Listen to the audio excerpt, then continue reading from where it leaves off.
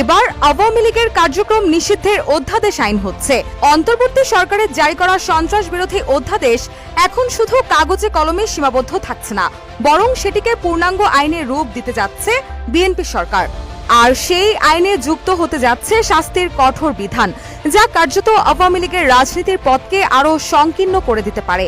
একসময় নির্বাহী আদেশে কোনো রাজনৈতিক দল নিষিদ্ধ করার বিরোধিতা করলেও ক্ষমতায় আসার পরই এমন সিদ্ধান্ত নিয়েছে বিএনপি। তবে কি এবার পুরোপুরি নিষিদ্ধের পথে আওয়ামী লীগের রাজনীতি? এরই মধ্যে সংসদের প্রথম দিনেই গত 13 মার্চ অন্তর্বর্তী সরকারের জারি করা 133টি অধ্যাদেশ উত্থাপন করা হয়েছে।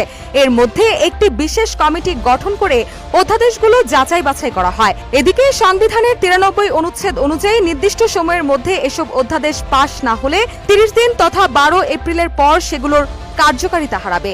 এমন প্রেক্ষাপটে 15টি অধ্যাদেশ সংশোধন করে বিল উপস্থাপনের সুপারিশ করা হয়। আর সেই তালিকায় রয়েছে বহুল আলোচিত সন্ত্রাস বিরোধী অধ্যাদেশ।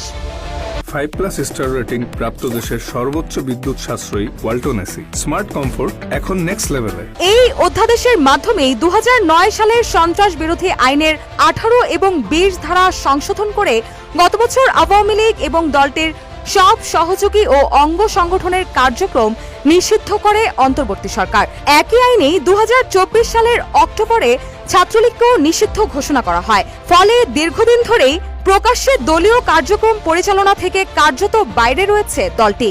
মিছিল সমাবেশ থেকে শুরু করে সাংগঠনিক কার্যক্রম সবকিছুই ছিল নিষেধাজ্ঞার মধ্যে। তবে কার্যক্রম নিষিদ্ধ থাকলেও নিষেধাজ্ঞা অমান্য করলে কি শাস্তি হবে তা স্পষ্টভাবে উল্লেখ ছিল না। এখন সেই জায়গাতেই আসছে বড় পরিবর্তন। যদি এই অধ্যাদেশ আইনে পরিণত হয় তাহলে শুধু নিষেধাজ্ঞা নয়, আইন ভাঙলে শাস্তি হবে। এছাড়া অন্তর্বর্তী সরকারের অধ্যাদেশগুলোর বিষয়ে মন্ত্রণালয়ের মতামত নিয়েছে সংসদের বিশেষ কমিটি। সেখানে সন্ত্রাস বিরোধী অধ্যাদেশটি সংসদে পাশের সুপারিশ করেছে স্বরাষ্ট্র মন্ত্রণালয়।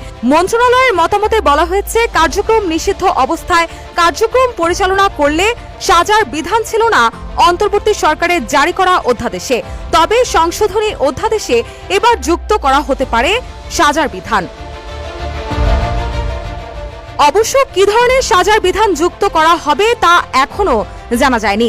তবে সরকারি সূত্র জানিয়েছে, নিষিদ্ধ সংগঠনের জন্য আইনের 16 ধারায় যেসব সাজার বিধান রয়েছে সেগুলোই প্রযোজ্য হবে। তাহলে কি সত্যি আওয়ামী লীগের রাজনীতি এবার পুরোপুরি নিষিদ্ধের পথে? এই প্রশ্নের উত্তর হয়তো মিলবে সময়ের সঙ্গে। রুষা সুর, নিউজ ডেস্ক।